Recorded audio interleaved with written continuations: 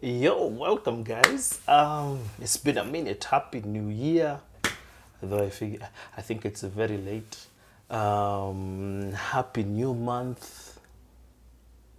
Happy Valentine's. Nini ingine iko hapo?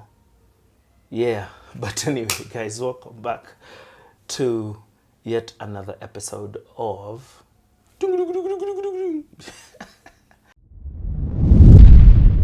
So this week, I basically want to talk about creating content for churches. And it's something that I've shied away talking about because one, I work in church.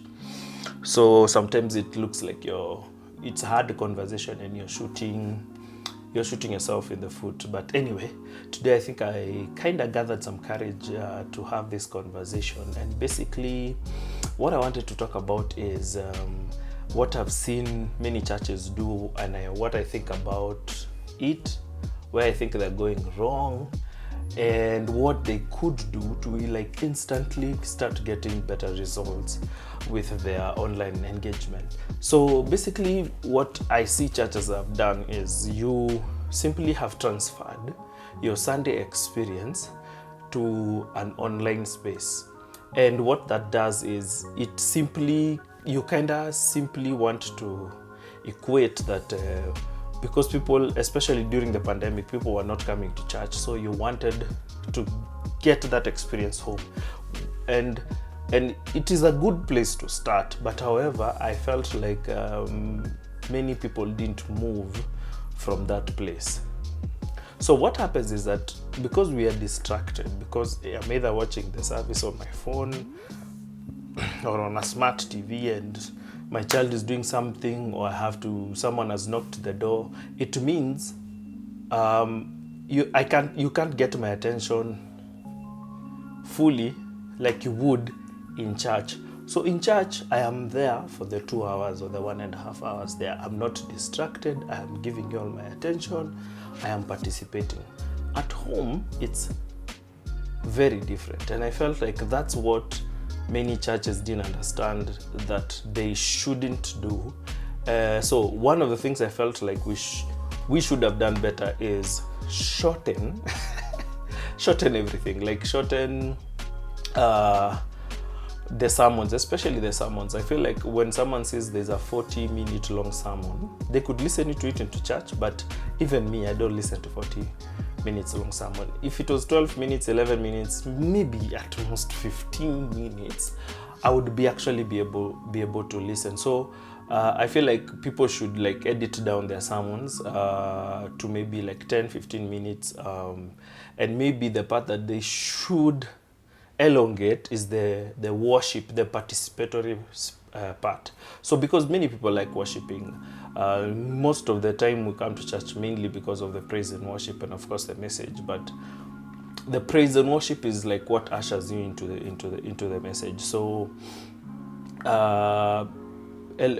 take advantage of the worship, but do a devotional, not do a whole exegesis of something, a whole sermon of something. So that was one of my key areas that I looked at. Some of the things that I think we can do to make it better is understand that when you're on social media, when you're in this space, you have a new audience every day. There's a possibility of someone who doesn't know you to come across your videos. So some of the internal languages and internal Christianese language that we normally have should be gotten rid of, and we should always have a very inclusive space. As Christians, we tend to be very exclusive in terms of we kind of talk to each other. So most sermons are directed to Christians.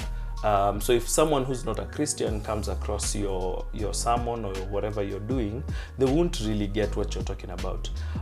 So I think we need to think through of how to be inclusive in our messages. The other thing I think we need to do, and this I saw one of the churches which I am a member of, that's Nairobi Chapel South, do, is that they were consistent with who was on stage, what time they were posting the video, and how they interacted with the audience. And this is majorly because of the audience. So if you tell someone, I'll be always here at a certain time and it will be me coming to talk to you, you kind of build a relationship. I felt like most churches never built a relationship with their audience. They just used to come every Sunday, praise and worship, sermon, you move on, because it's not like normal church. But and there were different people. But the churches that I saw that, especially Nairobi Chapel South, there was the same worship team every Wednesday, same setting. You could actually predict what would happen.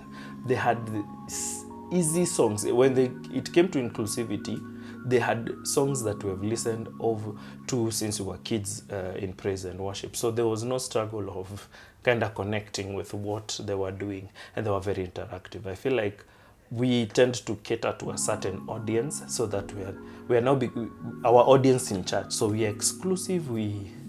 So by the time someone is watching, your people tend to connect with it, but no one else connects with it.